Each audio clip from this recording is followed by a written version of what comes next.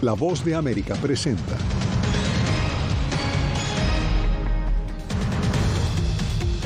El presidente Biden firma ley que evita el incumplimiento del pago de la deuda de Estados Unidos y previene una crisis financiera global. La patrulla fronteriza reconoce fallas en la atención a una menor fallecida en Texas. Organizaciones sociales denuncian que esta no es una excepción.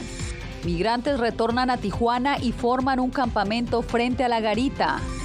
Y Guatemala revela cómo funcionará el Centro de Procesamiento Migratorio estadounidense en su territorio.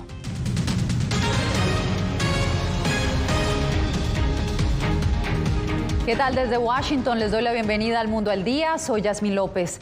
Con 63 votos a favor y 36 en contra, el Senado de Estados Unidos aprobó un proyecto de ley que permite elevar el techo de la deuda nacional y así evitar las consecuencias catastróficas de un impago. Jorge Agobián nos acompaña en vivo desde la Casa Blanca con la actualización. Jorge, adelante con la información. Yasmín, finalmente el último paso en estas semanas que han sido bastante largas. Con la firma del presidente Joe Biden durante esta jornada del viernes, pues se emitirá ya esta ley luego de que haya sido aprobada por el Congreso estadounidense, las dos cámaras del Congreso. Muchos aquí en la Casa Blanca están finalmente respirando tras semanas y jornadas maratónicas de negociación en los últimos meses. Otros legisladores pues se regresan a sus estados no muy contentos con este proyecto. The bill is passed. Meses de incertidumbre terminaron el jueves en la noche con la aprobación de un proyecto de ley bipartidista que incluye el aumento del techo de la deuda nacional. Con la firma del presidente Biden, el país evitará caer en impago de sus obligaciones justo antes de la fecha límite, el 5 de junio. En un comunicado, el mandatario saludó el respaldo de las dos cámaras del Congreso. Juntos demostraron una vez más que Estados Unidos es una nación que paga sus cuentas y cumple con sus obligaciones, y siempre lo hará. Lograr el acuerdo no fue fácil, y las dudas de un posible pacto y posteriormente el apoyo de los legisladores pusieron el sistema financiero internacional al borde del colapso. Aún así, el paquete legislativo negociado entre Biden y el líder republicano Kevin McCarthy no deja a ninguno de los dos bandos satisfechos. El incumplimiento del pago de la deuda no es una opción y eso significa que tenemos que aprobarlo. Voy a tener que tragar grueso por algunas partes del plan. El proyecto incluye las bases del presupuesto de la nación hasta 2025 y evita un impago hasta entonces. Para algunos republicanos, la iniciativa no recorta suficientemente el gasto fiscal, mientras que un grupo de demócratas considera que fue demasiado. El senador republicano Lindsey Graham está insatisfecho porque, según él, los aumentos del gasto militar no son adecuados, sobre todo por la ayuda que Estados Unidos ha prometido a Ucrania para enfrentar la invasión rusa. No quiero que caigamos en impago de nuestra deuda nacional, pero les diré lo que no voy a hacer. No voy a dejar que Washington le lance un salvavidas a Putin. Este plan incluye otras cosas. Por ejemplo, exige que los gobernadores de los estados regresen unos $30,000 millones que fueron adjudicados por el gobierno federal durante la emergencia sanitaria por coronavirus y que no fueron gastados. Yasmín, vuelvo contigo. Un tema que tendrán que retomar en el 2025 entonces. Gracias, Jorge, por el reporte. 339,000 nuevos puestos de trabajo generó la economía estadounidense en mayo, según el reporte del gobierno, una cifra que superó las expectativas del mercado. Expertos consideran que la expansión del mercado laboral es una buena señal de que la economía sigue fuerte pese al temor de una recesión. Analistas esperan que la Reserva haga una pausa y no aumente más los intereses en su reunión de finales de junio, tras 10 meses consecutivos de aumentos.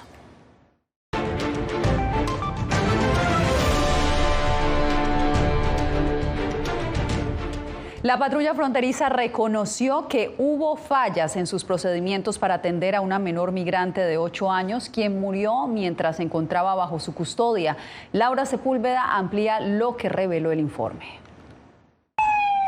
4 solicitudes de llamar a una ambulancia fueron ignoradas para atender a la menor migrante de 8 años, Anadit Tanay Reyes Álvarez, quien el 17 de mayo a las 2:50 de la tarde murió estando bajo custodia de prestadores del servicio de salud, contratistas de la patrulla fronteriza de Estados Unidos. Ninguno de los miembros del personal médico contratado por CBP o del personal de la patrulla fronteriza de Harlingen que interactuó con la niña de 8 años o su madre reconoció saber que sufría de anemia falciforme o tenía antecedentes de cardiopatía cardiopatías congénitas. Según el comunicado de la patrulla fronteriza, la menor solo recibió atención del personal de emergencia cuando la madre por cuarta vez y con su hija convulsionando llegó a la enfermería del centro de detención. A pesar de que CBP bajo una política de transparencia divulgó los resultados de esta investigación, el activista Fernando García destaca que la tragedia no es una excepción. No son situaciones aisladas. Nosotros hemos venido denunciándolos desde hace años, el hecho de que la patrulla fronteriza no tiene el entrenamiento, no tiene la capacidad, no tiene las ganas de poder realmente atender a las personas que están cruzando las fronteras. La denuncia de la Red Fronteriza de Derechos Humanos señala que durante la anterior administración, en 6 meses, 6 menores perdieron la vida mientras estaban bajo custodia de la patrulla. Bueno, los centros de procesamiento en la frontera ya por muchos años, de hecho, tienen una capacidad muy limitada a comparar el número de personas que están buscando entrar al país. Según recomiendan este tipo de organizaciones, una atención más amplia debe ser abordada para dar siempre prioridad al salvamento de vidas sobre los protocolos existentes. Laura Sepúlveda, Voz de América, Texas. La ley contra la migración irregular que sancionó recientemente el gobernador Ron DeSantis en Florida no solamente tiene atemorizados a trabajadores indocumentados y empleadores locales. Conductores extranjeros y migrantes irregulares con licencias de conducir emitidas por otros estados también serán impactados. José Pernalete nos explica. La ley migratoria de Florida sigue generando controversia. Activistas denuncian que migrantes indocumentados se verán en aprietos a partir del 1 de julio, aunque porten licencias de conducir emitidas legalmente por otras jurisdicciones estadounidenses. Son licencias que fueron otorgadas de manera legal en estados que han pasado leyes pro inmigrantes que ahora no serán válidas aquí. O sea, estamos sumamente en contra de eso. El temor de la organización Hope se enfoca también en que los extranjeros con estadías prolongadas en Florida para disfrutar de sus atractivos pueden ser penalizados. Si es parado por un policía, eso se puede ser un problema para la persona que vino aquí a gastar su plata y aportar a nuestro estado. Para la abogada de inmigración María Trina Burgos, esta ley entra en conflicto con normativas de otros estados y puede ser apelada por atentar con el libre tránsito de las personas. Además, se desconoce de qué manera se hará cumplir en las vías. Primero, que esa norma, cada estado es independiente de su regulación de automóvil, de seguridad, de lo que ellos quieran. Y ahí está 19 estados que dan licencia a los indocumentados. Entonces, y su razonamiento es lógico, dice, prefiero tener a esta gente en una base de datos. Esta ley fue aprobada con amplio respaldo de la mayoría republicana en el legislativo estatal y sus autores aseguran que busca combatir el tráfico humano. José Pernalete, Voz de América, Miami. Se acaba el tiempo para que los legisladores estatales de Nueva York den luz verde a un paquete legislativo que podría descongestionar los albergues y brindar viviendas asequibles a miles de personas, la mayoría de ellos migrantes. Ángela González tiene los detalles. Right now, the average rent in Manhattan is over $4,000 a month. Ahora mismo el precio promedio de la renta en Manhattan es de $4,000 al mes, indicó Julian Manning, miembro del Consejo Municipal, durante una reunión para pedirle a los legisladores estatales que aprueben el paquete de leyes de vivienda accesible. Permitir que los edificios de oficinas se conviertan en viviendas y levantar el límite del radio entre el lote y el área para la construcción de edificios residenciales es una panacea para que las familias obtengan un nuevo hogar.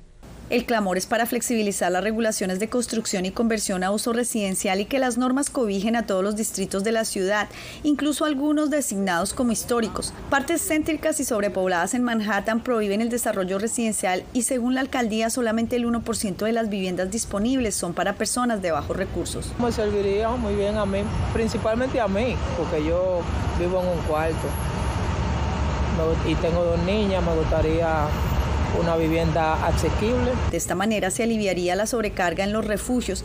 Más de 15,000 personas que viven en albergues poseen cupones de descuentos para vivienda, pero no han podido encontrar un espacio al alcance de su presupuesto. Sin embargo, caseros se han opuesto a estas medidas. Como neoyorquinos nos encanta quejarnos del alto costo de la vivienda, pero ¿sabes de qué más se quejan los neoyorquinos? De la construcción de viviendas asequibles. Esta hipocresía es una de las fuerzas impulsoras detrás del alto costo de la vivienda en Nueva York. Legisladores en Albany tienen hasta el 8 de junio para aprobar o no este paquete de leyes que podría darle vía libre a la construcción de 100,000 viviendas accesibles en la ciudad, pero la falta de presupuesto es uno de los mayores obstáculos. Ángela González, Voz de América, Nueva York. Vamos ahora a la frontera porque un grupo de migrantes regresó a Tijuana, México. Aseguran que no han logrado obtener una cita a través de la aplicación CBP One, por lo que decidieron armar un campamento improvisado frente a la garita fronteriza. Vicente Calderón nos envía el reporte. Eliezer Flores fue uno de los primeros en instalarse frente al puerto fronterizo de San Isidro para pedir asilo en Estados Unidos. Están pasando y lo dejan allá, pues, porque nos avisan, ya pasamos, estamos aquí, gracias a Dios. El venezolano se formó a un lado del acceso peatonal a principios de semana y los agentes norteamericanos lo recibieron el miércoles. No es el único, otras personas también entraron, pese a no tener cita con CBP One. La alegría es muy grande. Con la misma esperanza ha estado llegando gente de Uzbekistán, Tayikistán, Honduras, Rusia y México, entre otros. Han dormido en el suelo. Da pesar por los niños porque los niños sufren, pero el que no arriesga no gana. En menos de una semana se juntaron unos 300 entre niños y adultos. Dicen que trataron de programar cita mediante la aplicación CBP One, pero no les funcionó. Como le comento, un mes y nada, o sea, nada. O sea, es lo que nos orilló más que nada a venirnos para acá. Las autoridades mexicanas intentan desalentar el crecimiento de este improvisado asentamiento que de un día para otro se duplicó en el número de personas. Les ofrecen llevarlos a algunos de los albergues de la ciudad. El permanecer, el obstruir una vía pública es falta administrativa, ¿no? Pocos accedieron e intentarán desde algún refugio agendar su cita con la aplicación, como indica el gobierno estadounidense. Hay espacios en los albergues, todavía hay espacios. Los agentes fronterizos aceptan unos cuantos, pero a veces separan a las familias sin mayor explicación, como a estos hermanos rusos. A pesar de que la administración Biden anunció un incremento en las citas diarias que acepta mediante CBP One, aquí la fila sigue creciendo. Vicente Calderón, Voz de América, Tijuana. Guatemala comenzará a operar los centros para el procesamiento de migrantes que acordó con Estados Unidos. Las oficinas de movilidad segura, como han sido llamadas por el gobierno, comenzarán a funcionar este mismo mes, pero aún no se sabe cómo será el procedimiento. Eugenia Sagastume con el reporte. A partir del lunes 12 de junio, quienes quieran migrar de forma regular hacia Estados Unidos podrán hacer una cita en el sitio movilidadsegura.org, una iniciativa que estará disponible para guatemaltecos, pero también para otras nacionalidades centroamericanas. Estas oficinas están destinadas precisamente a guatemaltecos, pero principalmente a las nacionalidades del CA4. El secretario indicó que, aunque ya existen oficinas en algunos puntos fronterizos como Quetzaltenango y San Marcos, la modalidad ahora es que en estos lugares se ofrezca información y orientación para optar a vías legales. Van a tener acceso para explorar las posibles vías legales para migrar a los Estados Unidos, en los cuales pues pueden acceder a información para optar a programas de reunificación familiar o de visas de trabajo. Para la organización Casa del Migrante, esta iniciativa no es una solución a la migración y no es accesible para todos. ¿Qué pasa con los que no calificarán a este programa, ¿no? Que a nuestra manera de ver serán la mayoría, ¿no? Agrega que esta iniciativa debe ser acompañada de otras que respondan a las causas de la migración, mientras está pendiente definir el procedimiento que sigue después de la cita.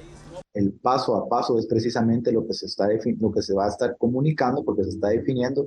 Eugenia Sagastume, Voz de América, Guatemala. Desde Finlandia, el jefe de la diplomacia estadounidense asegura que la invasión rusa a Ucrania fue un fracaso estratégico. Volvemos con esto y más.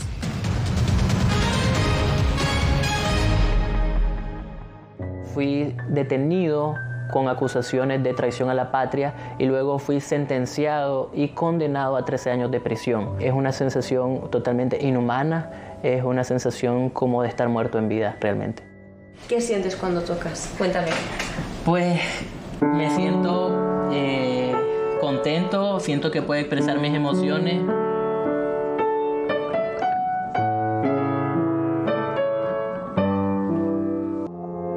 puertorriqueños somos unos animales raros porque tenemos esta ciudadanía americana. Llegamos a Estados Unidos y nos damos cuenta que somos diferentes. Sí, tenemos un pasaporte americano, pero nuestra idiosincrasia no lo es. Si queremos hacer un mejor Puerto Rico, que es lo que buscamos nosotros, tenemos que ganarnos el respeto y la confianza de todos los sectores del país.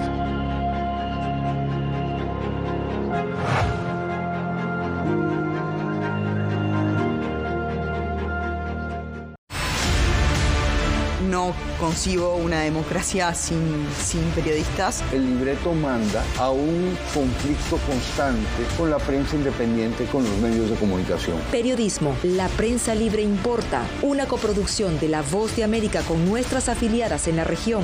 Se ejerció esta profesión con mucho miedo. ¿Cuántos periodistas van muertos ya por decir la verdad? Disponible en vozdeamerica.com. My twins are 7 years old, and from the first day my parents arrived, they were like, grandparents, why don't you stay here in Panama with us until the war is over? Ucranianos en las Américas, de regreso al frente de batalla. Una producción especial de La Voz de América, pronto en todas nuestras plataformas.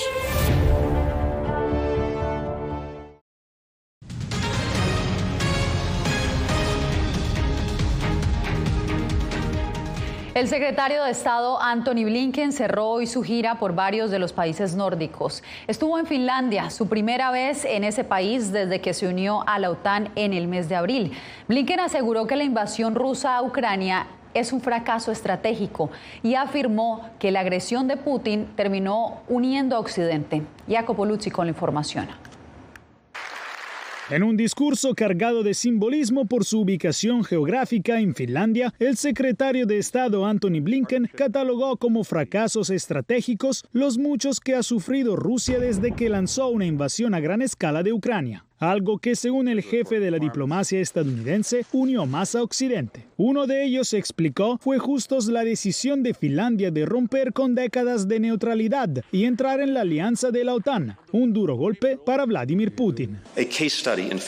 Un ejemplo de fracaso, incluso cuando Moscú inflige daños devastadores, indiscriminados e injustificados en Ucrania y contra los ucranianos. Se estima que Rusia ha sufrido más de 100.000 bajas solo en los últimos 6 meses, mientras Putin envía oleada tras oleada de rusos a una picadora de carne creada por él mismo. Blinken aseguró que a Estados Unidos y Ucrania les gustaría ver el fin de la guerra, pero advirtió que Putin parece tener poco interés en negociar una conclusión del conflicto. El Kremlin no respondió directamente a las palabras de Blinken, pero su vocero dijo que no hay los prerequisitos para entablar un diálogo de paz por ahora. Esto a pesar de las varias aperturas de Occidente. Aunque en esos argumentos no hay voluntad política para que sean tomados en cuenta, para nosotros los objetivos y preocupaciones de nuestro país son una prioridad absoluta. Con estos pronunciamientos, Blinken cerró una semana de gira por Finlandia, Noruega y Suecia, destinada a fortalecer la resolución del apoyo occidental a Ucrania y discutir la admisión de Kiev en la OTAN. Jacopo Luzzi, Voz de América. Hay alerta entre la comunidad científica por el posible regreso del fenómeno del Niño al Océano Pacífico. Advierten que probablemente provocará la subida de las temperaturas a nivel global en los próximos meses. Alex Segura nos trae más detalles desde San Diego, California. Las voces de alerta sobre el regreso del fenómeno climático El Niño al Océano Pacífico han incrementado en las últimas semanas. Ahora mismo hay más de un 90% de posibilidades de que se den las condiciones de El Niño para este otoño o invierno. Durante un episodio de El Niño, la superficie del Océano Pacífico tropical se calienta más de lo habitual, especialmente en el Ecuador y a lo largo de las costas de América del Sur y Central. No estoy seguro de que necesariamente aumente la probabilidad de un verano especialmente caluroso en California, pero sí plantea la posibilidad de un verano más caluroso a nivel mundial. Estos avisos de la comunidad científica llegan solo unos días después de que la Organización Meteorológica Mundial publicara su propia perspectiva. Se espera que se desarrolle un calentamiento de El Niño en los próximos meses y esto se combinará con el cambio climático inducido por el hombre para llevar las temperaturas globales a un territorio desconocido. El último episodio potente del Niño aquí en el Océano Pacífico fue hace 7 años, en 2016, cuando sus efectos se extendieron por todo el planeta. Este fenómeno climatológico contribuyó al aumento récord de las temperaturas globales, a la pérdida de bosques tropicales, al blanqueamiento de corales, a la generación de incendios forestales y al deshielo polar, de acuerdo con la Oficina Nacional de Administración Oceánica y Atmosférica de Estados Unidos. Alex Segura, San Diego, Voz de América. En instantes, 4 años en el poder, el presidente Nayib Bukele presenta nuevo informe de gobierno y anuncia la lucha contra la corrupción.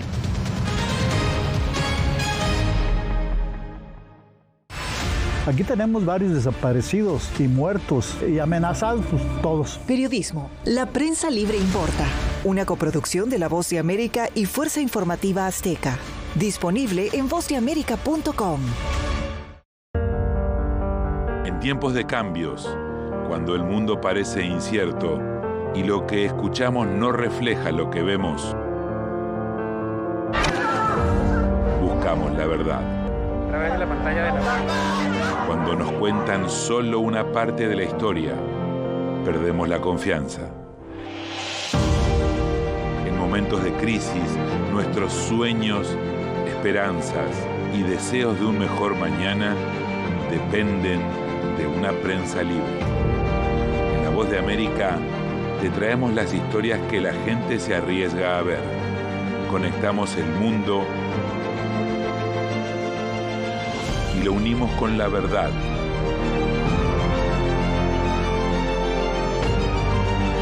En La Voz de América te presentamos el panorama completo.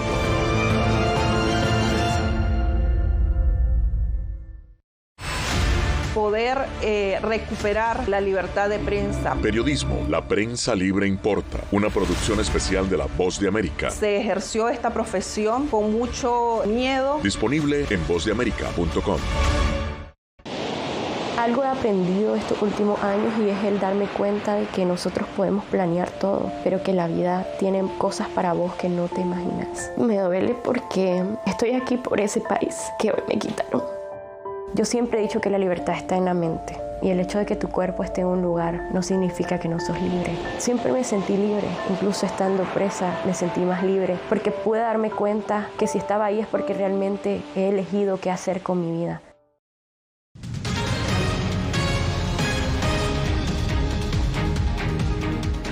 El presidente Nayib Bukele cumplió hoy 4 años como presidente. En su informe de gobierno le declaró la guerra a la corrupción, aunque no hubo rendición de cuentas de su gestión, como nos informa Raquel Herrera.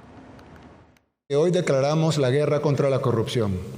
La declaratoria de guerra contra la corrupción llegó en el último año del gobierno de Nayib Bukele.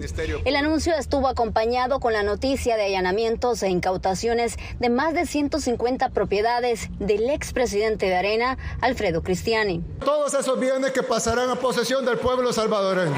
A pesar del anuncio del mandatario, hay sectores del país que cuestionan los alcances de sus anuncios.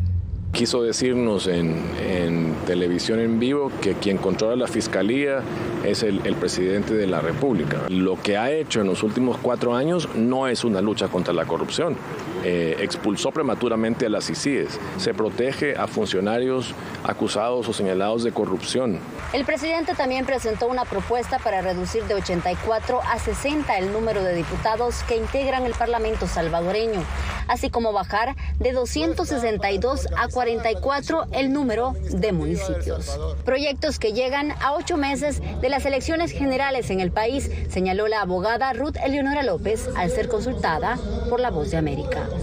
O nuevamente es la concentración del poder. Aún así, las encuestas de opinión siguen mostrando un gran respaldo popular a la gestión del presidente Bukele.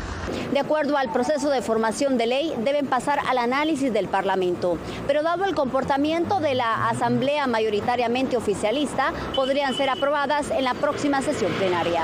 Raquel Herrera, Voz de América, San Salvador. Las autoridades hallaron 45 bolsas con restos humanos en un mirador a las afueras de Guadalajara, entre ellos cuerpos de hombres y mujeres. Se cree que entre los cuerpos se podrían encontrar a 7 jóvenes que habían sido reportados como desaparecidos la semana pasada. En México hay más de 110,000 personas desaparecidas y Jalisco es el estado con el número más alto, con 15,000, según datos del gobierno federal.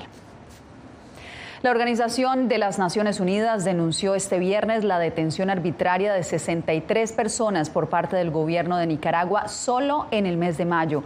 La organización pidió al presidente Daniel Ortega que cese la represión contra la oposición.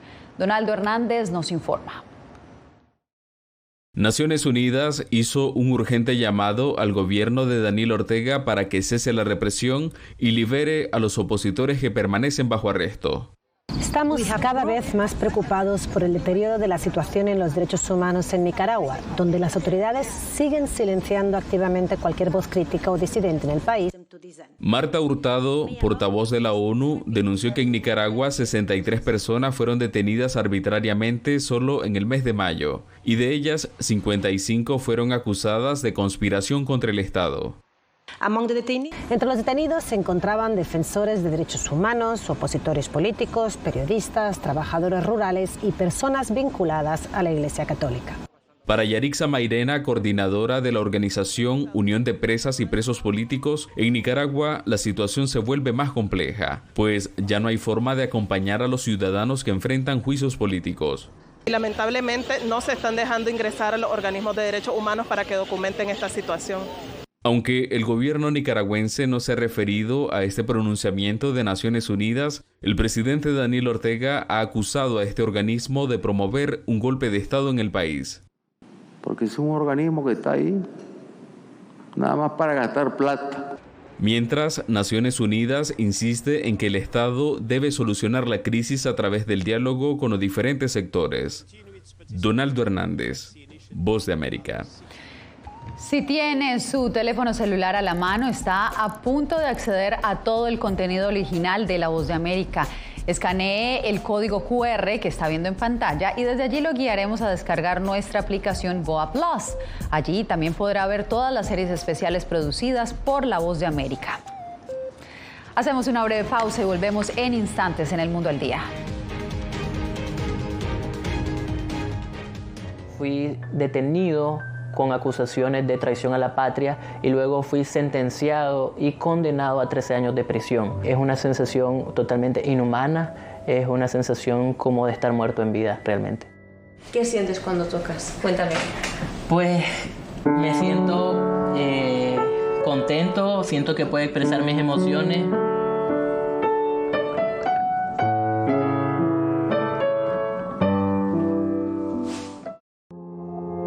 Puertorriqueños somos unos animales raros porque tenemos esta ciudadanía americana y llegamos a Estados Unidos y nos damos cuenta que somos diferentes.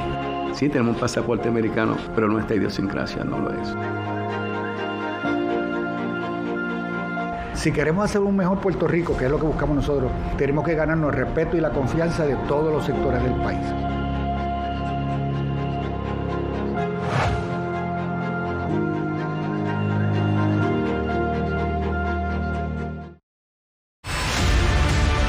No concibo una democracia sin periodistas. El libreto manda a un conflicto constante con la prensa independiente, con los medios de comunicación. Periodismo, la prensa libre importa. Una coproducción de La Voz de América con nuestras afiliadas en la región.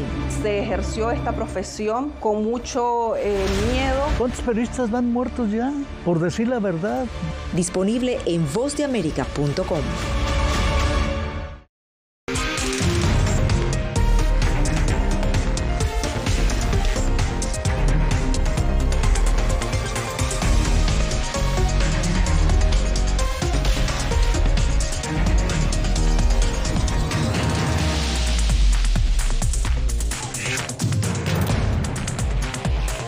Venezuela 360, cada semana por La Voz de América.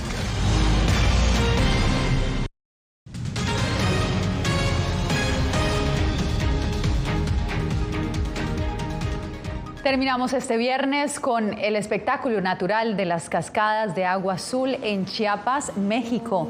Un gran atractivo turístico de ese país, un lugar perfecto para disfrutar de la naturaleza, del clima y sin duda del azul turquesa de sus aguas que recorren las montañas y terminan en las pozas naturales donde se realizan además diversas actividades acuáticas. De esta manera me despido por hoy, soy Yasmín López y nosotros nos vemos nuevamente el próximo lunes.